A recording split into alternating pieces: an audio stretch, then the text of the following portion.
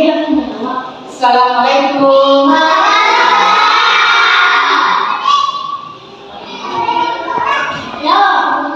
Apa kabar semuanya? Alhamdulillah. Baiklah, sebelum kita mulai pembelajaran kita doa dulu ya. Siapa yang memimpin doa? Ya, Masa. Ya, memimpin doa. Ayo, sebentar saja ya. Ayo ke depan. Ada mau? Siapa yang biasa? Ya lah, ikut saja memimpinnya ya. Ya, semuanya berdoa mulai.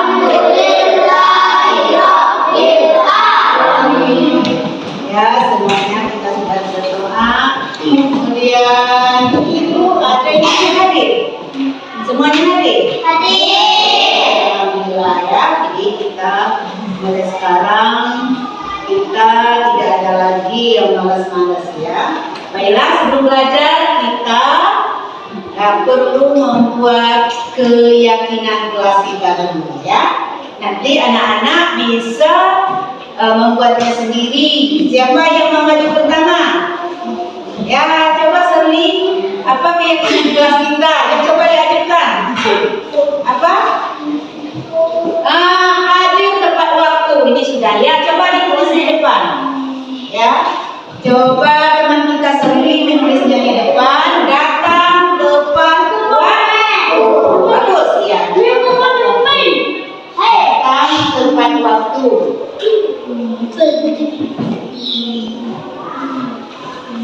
Ya. Siap-siap, siapa lagi yang kedua? Kita membuat keyakinan kelas kita sendiri oleh kalian sendiri. Ya. Kemudian yang kedua ada lagi. Nomor 12 siapa? Ada yang mau maju? Ya, Sabila. Apa Sabila? Jujur. Nah, iya, kita harus bersikap jujur. Ya, harus bersikap jujur. Iya. Ada lagi? Apa lagi yang perlu kita yakini? Ya, apa? Apa? Disiplin. Bagus. Ya. Disiplin. Disiplin ya. Karena kita sebagai pelajar harus bersikap disiplin. Dari disiplin kita bisa berhasil ya. Kemudian masih ada lagi? Ya. Mematuhi perintah guru. Nah, itu yang sangat penting. Karena nasihat guru itu perlu kita patuhi ya. Mematuhi perintah guru. Karena ibu atau bapak yang ngajar kita itu harus taat dan patuh kepada ibu guru. Ada lagi? Tidak empat, ada lagi? Ya, apa masa? Udah maju ke depan, Tulis, ya? Ya, tulis ya. Bukan tutupnya dulu. Ya, apa? Ya. Spidolnya dibuka dulu, baru bisa kita nulis, ya.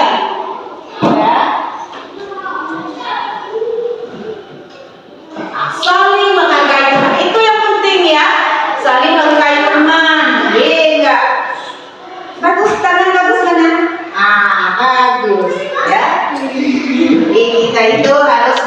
misalkan ya sopan santun terhadap yang lebih tua, terhadap teman, saling menghargai. Ada lagi? Masih ada lagi? Ya, apa? Belajar dengan rajin.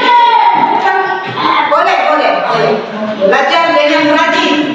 Ya, belajar dengan rajin. Coba tulis di depan. Belajar dengan rajin. Oke, belajar dengan rajin. Karena ada pepatah mengatakan rajin pangkal pandai, malas pangkal bodoh. Itu kenapa? Diletakkan di kuping lagi ya. Baiklah, ini merupakan keyakinan kelas kita yang sudah kita buat sendiri, tapi harus kita menjalaninya di dalam kelas kita ya. Datang tepat waktu, jujur, disiplin, memang perintah guru, saling menghargai teman dan belajar dengan rajin. Baiklah anak-anak sekalian, kita keluarkan buku ya, kita belajar matematika tentang bilangan bulat positif ya. Bilangan bulat positif. Ini sudah kita buat bersama, harus kita hati.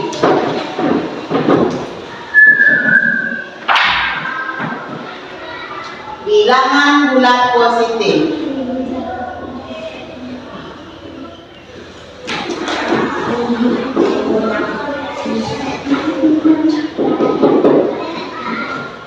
Ini ibu bawa ya, berbentuk bendera. Kita tahu mana yang bilangan bulat ya. Ya, kita udah tahu ada yang warna merah dan ada warna kuning, ada warna hijau. Nanti bisa kita jadikan alat peraga kita mana bilangan bulat positif dan negatif nantinya ya. Ya. Nanti udah cukup nih untuk satu kelas. Nanti siapa yang disuruh itu yang ke depan ya. Menjelang ini kita bagikan ini untuk sekarang kalian buka bukunya dulu ya. Buka buku pembelajaran dulu.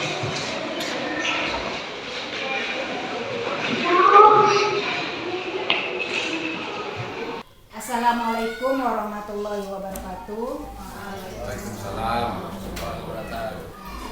Baiklah bapak-bapak dan ibu-ibu yang saya hormati, untuk mensosialisasikan pendidikan guru penggerak yaitu modul 1, modul 2, modul 1.1, 1.2, 1.3 dan 1.4. Baiklah, untuk hal demikian dalam pendidikan guru penggerak ini perlu saya sampaikan kepada ibu dan bapak tentang modul 1.1 filosofi Ki Hajar Dewantara.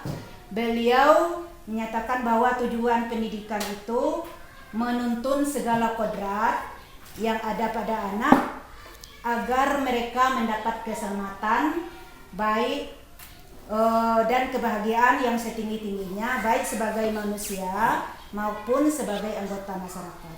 Maksudnya di sini pendidikan anak itu di dalam dunia pendidikan ini memang yang kita perlukan itu adalah kebutuhan anak kita. Kemudian kita sebagai pendidik hanya menuntun tumbuhnya kekuatan pada anak. Jadi kita tuh hanya menuntun. Kemudian peran kita sebagai pendidik seperti seorang petani atau tukang kebun. Apabila kita menuntun anak itu ke arah yang baik, maka sebagai petani dia menanam misalnya bibit jagung atau padi ke tanah yang subur, maka hasilnya akan baik. Dan begitu juga sebaliknya, kalau kita menanam di tanah yang gersang, tidak memikirkan potensi anak, maka anak itu akan tidak berhasil. Itu menurut filosofi Ki Hajar Dewantara. Kemudian seorang anak itu mempunyai ada kodratnya. Dia anak itu sesuai dengan kodratnya masing-masing. Yang dikenal dengan ada kodrat alam dan ada kodrat zaman. Kodrat alam itu anak itu berkembang sesuai dengan kodratnya sendiri. Seperti anak-anak itu memiliki potensi. Kemudian anak-anak juga memiliki inteligensi atau daya tangkap, ada yang lemah, ada yang cepat, itu sesuai dengan kodrat anaknya masing-masing. Anak seusia SD tidak sama dengan SMP, kemudian yang SMP mungkin tidak sama dengan SMA, itu daya tangkapnya. Kemudian bentuk dari kodrat alam sesuai dengan perkembangan zaman, yaitu ilmu pengetahuan dan teknologi. Tugas kita sebagai guru yaitu membimbing anak ke arah yang baik sesuai dengan ilmu pengetahuan dan teknologi tadi. Kemudian menurut Ki Hajar Dewantara ini juga kita perlu memperhatikan budi pekerti kepada anak. Budi pekerti sesuai dengan cipta, rasa dan karsa anak. Jadi sesuai dengan kalau dulu itu dikatakan afektif, ya, psikomotornya, kemudian sesuai dengan ada juga yang dikatakan kognitifnya, ya, sifat dan tingkah lakunya. Itu perlu kita sebagai pendidik perlu kita perhatikan. Kemudian menurut sejarah pendidikan Indonesia, yaitu filosofi KHD ini atau filosofi Ki Hajar Dewantara, sesuai dengan filosofi beliau, kita sebagai guru harus memiliki keteladanan untuk membimbing anak kita, yaitu memiliki teladan sesuai dengan ini semboyan beliau, ing ngarso sumtulodo ing madyo mangun karsa tut uri handayani, yaitu kita harus memberi suri teladan yang baik bagi anak didik kita. Kemudian baiklah saya akan memaparkan tentang peran dan nilai guru penggerak. Jadi mungkin kita semua di sini mungkin bisa dapat untuk menjadi guru penggerak. Kemudian peran guru penggerak menjadi pemimpin pembelajaran. Itu tugas kita di kelas. Kitalah yang memimpin pembelajaran sesuai dengan yang sudah kita rancang. Kemudian menggerakkan komunitas praktisi, ya, seperti sekarang ini. Walaupun saya sendiri yang sebagai guru penggerak di sini, maka Bapak dan Ibu juga saya harapkan bisa menjadi guru penggerak di sekolah kita, ya. Kemudian kos bagi guru lain, memang betul. Kemudian mendorong kolaborasi antar guru. Jadi kita semua bisa bekerja sama seperti kita menghias kelas kemarin, ya. Bisa bekerja sama, guru kelas 1 bisa membantu kelas 2, kelas 3, dan apa-apa ide kita yang cemerlang bisa kita terapkan di sini. Kemudian mewujudkan kepemimpinan murid. Jadi kita harus membimbing murid kemudian agar anak itu bisa mandiri. Jadi memang tugas kita seorang guru. Kemudian nilai guru penggerak yaitu mandiri, bertanggung jawab apa yang kita lakukan. Kemudian kolaboratif, siap untuk bekerja sama seperti yang kita katakan tadi. Reflektif, yaitu apa saja pembelajaran, kegiatan kita atau kerja kita selama ini dapat kita refleksikan untuk masa yang akan datang. Kemudian inovatif, ya, kita itu dapat menghasilkan gagasan baru. Insya Allah, alhamdulillah di kelas kita ini SD kita sudah banyak pembaharuannya dari ide dari Bapak dan Ibu semuanya. Kemudian berpihak kepada murid, nah ini yang penting.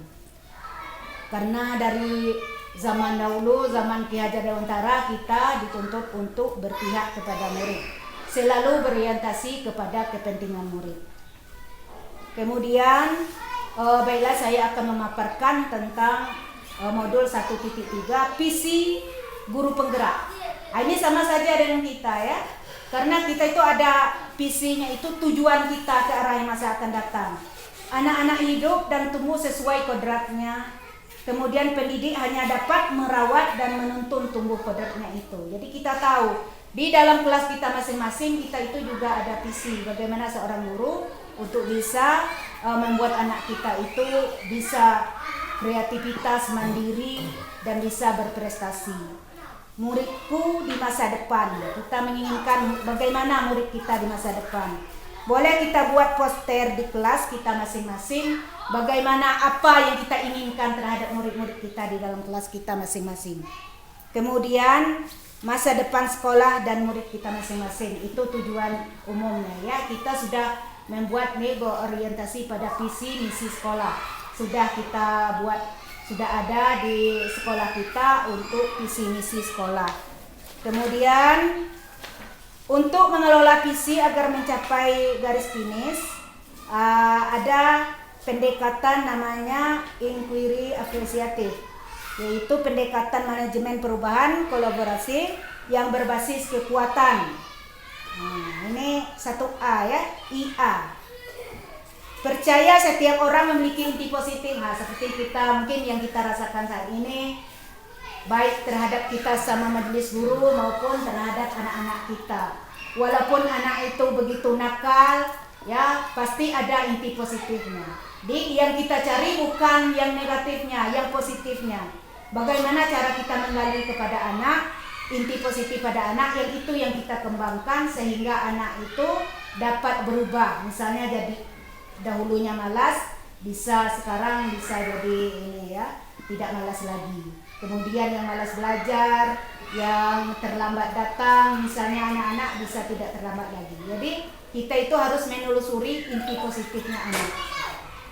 Pada intinya kita tahu dulu apa itu ya, kita tahu dulu situasi anaknya. Kemudian langkah-langkah untuk perubahan yang positif tadi dapat dilaksanakan dengan bagja, namanya bagja ya, yaitu B-nya buat pertanyaan utama di kita. Bagaimana supaya anak didik saya bisa berubah?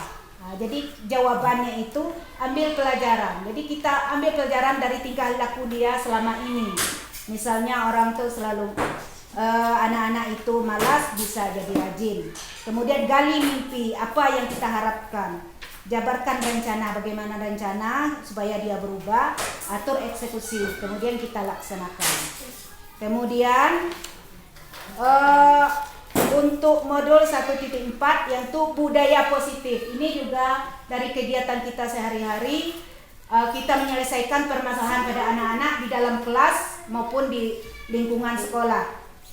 Misalnya kita itu sangat penting menciptakan suasana positif. Jadi segala sesuatu anak itu ada kebutuhan dasarnya. Kebutuhan dasar anak itu seperti di sini dijelaskan kebutuhan kasih sayang ya, kebutuhan ingin, keyakinan dia itu ingin berpuasa, masuk berpuasa itu ingin dipuji, diberikan motivasi setelah dia membuat kreasi atau kreativitasnya. Apabila berhasil, kita perlu memotivasi siswa, baikkan dengan hadiah walaupun sekecil apapun. Jadi misalnya anak itu berkelahi di kelas atau di ruang kelas, jangan kita mengambil sepihak, kedua-duanya harus kita pahami apa penyebabnya. Apakah mungkin di rumah kurang perhatian orang tua, apakah memang proses anak itu dengan lingkungan sekolahnya, itu yang perlu kita perhatikan kepada anak, agar kita dapat menyelesaikan permasalahan anak kita untuk masa yang akan datang. Kita harus menjadi pendidik yang ikhlas, mencintai profesi sebagai guru, dapat menciptakan suasana yang positif dan proses pembelajaran yang berpihak kepada murid. Mungkin itu yang dapat saya sampaikan pada kesempatan ini. Lebih dan kurang saya mohon maaf. Wabillahi taufiq wal hidayah. Wassalamualaikum warahmatullahi wabarakatuh.